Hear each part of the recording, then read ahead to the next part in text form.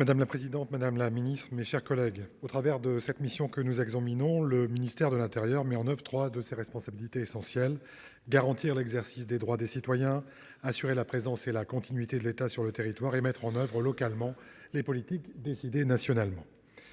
De manière générale, cette mission budgétaire s'élève à un peu moins de 6 milliards d'euros en engagement et un peu moins de 5 milliards d'euros en crédits de paiement, soit une hausse respective de plus 15 et de plus 2%. Cette hausse est conforme à la LOPMI, mais elle masque toutefois des disparités entre des crédits qui sont stables pour le programme 354, le programme majeur administration territoriale, des crédits qui augmentent substantiellement pour le crédit 232 vie politique en raison du calendrier électoral, ça a été dit, et des autorisations d'engagement pour le programme 216, expliquées avant tout par des réalisations de programmes immobiliers structurants. Je me concentrerai sur le programme 354 qui absorbe un peu plus de la moitié des sommes de cette mission. Pour nous, et cela a été dit déjà, la doctrine de l'État territorial du gouvernement demeure un point d'interrogation. L'examen de ce programme montre que, d'une certaine façon, la question du retrait de l'État territorial n'est pas encore tranchée, alors qu'au même moment, le gouvernement affirme une volonté de réarmement territorial. Dans son rapport de mai 2022, la Cour des comptes souligne la perte de 14% des effectifs de l'ATE, soit 2500 ETP. La Cour pointe aussi la baisse dans les préfectures et dans les DDI, baisses qui sont disproportionnées au regard des effectifs par rapport aux autres missions du ministère de l'Intérieur.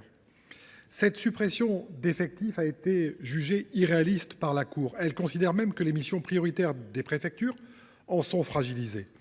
Dans le rapport d'information qu'Agnès Canayer et moi-même avons produit, nous relevons une chute des effectifs des DDI de 36% en l'espace de 10 ans et de 10% pour ceux des préfectures et des sous-préfectures. Seules 3 préfectures ont vu leurs effectifs augmenter sur le même laps de temps, quand 35 perdaient au moins 59 équivalents temps plein. Seules 5 sous-préfectures ont eu des hausses d'effectifs, alors que près de 60 d'entre elles ont connu une baisse d'effectifs allant de 10 équivalents temps plein à 20 équivalents temps plein.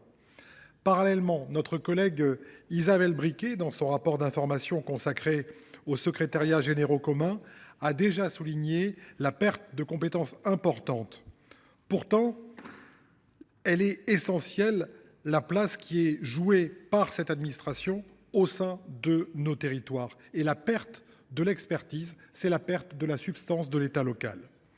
Comme notre rapporteur l'a relevé, une lente remontée des effectifs est à l'œuvre et peut être saluée.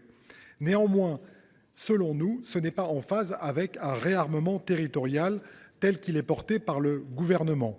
Certes, 232 ETP supplémentaires, 110 pour les préfectures et les sous-préfectures, 77 emplois nouveaux d'experts justement de haut niveau pour accompagner le corps préfectoral, 45 emplois supplémentaires. C'est une hausse inédite, mais qui ne correspond pas à la baisse qui a été connue par le passé, de telle façon que, ça a été dit, il faudrait 22 ans pour retrouver simplement les effectifs de 2012, à un moment où la demande locale n'a jamais été aussi forte. Par ailleurs, nous avons indiqué par le passé que le renforcement des effectifs ne peut pas se limiter à une question numérique. L'allocation des effectifs doit veiller à un bon équilibre de la répartition des emplois entre missions et entre territoires. Le vieillissement des agents de l'administration territoriale de l'État, le recours massif aux contractuels impose une réflexion plus forte que celle qui nous est proposée par le gouvernement. Une fois encore, les objectifs affichés par le gouvernement ne sont pas critiquables.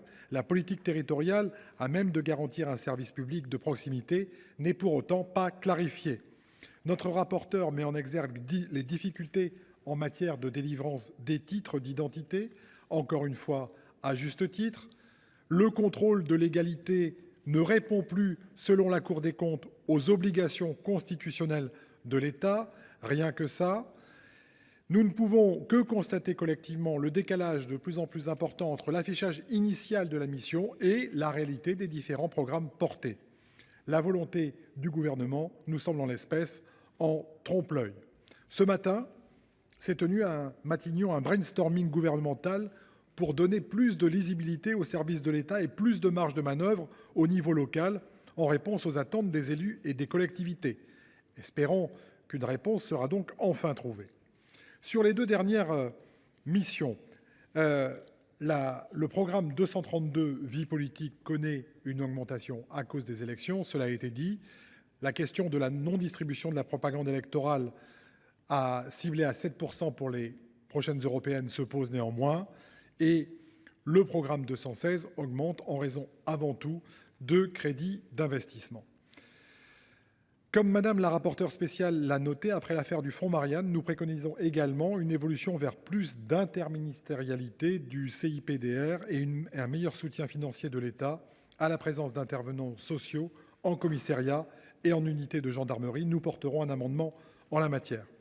Pour conclure sur cette mission budgétaire, on peut saluer la prise de conscience tardive de l'exécutif sur le nécessaire réarmement de l'État territorial, mais nous pensons qu'il y a une inadéquation entre les moyens mobilisés et ceux qui seraient nécessaires, et nous voterons contre cette mission.